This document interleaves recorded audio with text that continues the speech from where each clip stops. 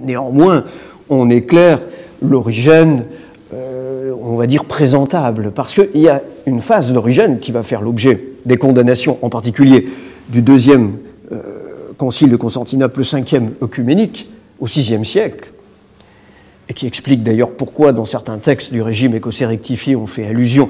Jean-Baptiste Villermoz y fait allusion dans les textes, non pas de la correspondance, mais des instructions données à la méditation, à la réflexion des membres du régime, en particulier à un grade extrêmement important, qui n'est pas non ostensible, qui est celui d'écuyer novice, un grade probatoire, où il explique qu'au VIe siècle, jusqu'au VIe siècle, l'Église a connu un certain nombre de mystères malheureusement oubliés et voire occultés, dont ses ministres aujourd'hui travaillent à condamner et à les déclarer comme des hérésies.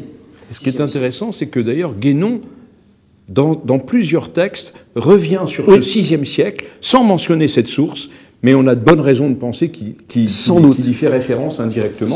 Au VIe siècle, dans la conscience occidentale, quelque chose a basculé. Exactement.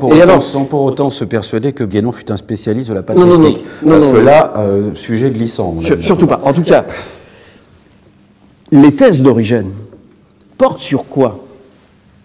Sur des éléments qui sont singulièrement voisins de ce que Martinez de Pasquali et ses deux disciples principaux, comme disait Roger Laché, à savoir Louis-Claude de Saint-Martin et Jean-Baptiste Villermoz, vont reprendre dans leur enseignement.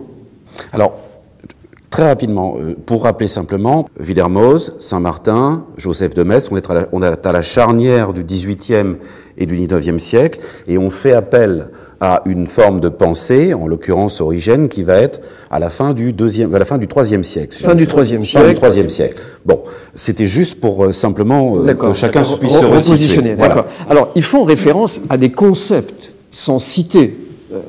J'ai à rappeler que Joseph de Maistre évoque que ce christianisme transcendant, lui, est pénétré d'origénisme. On disait à l'époque origénianisme, mais enfin bon.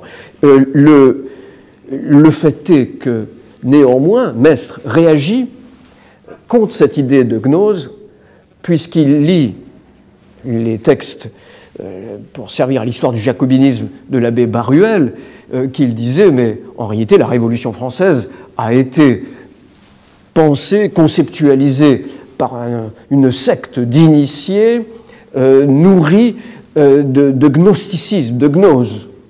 Et Maistre s'élève dans les soirées de Saint-Pétersbourg pour dire l'abbé Baruel s'est trompé, il n'y a pas de gnose, ce n'est pas du dualisme, c'est la pensée d'Origène. Et chez Origène, il n'y a pas de dualisme. Cette pensée dit quoi?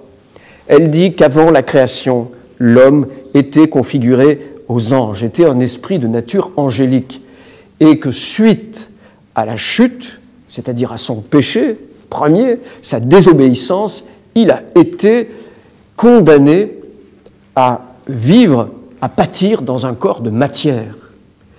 Pour l'Église, c'est inacceptable. Toutes les Églises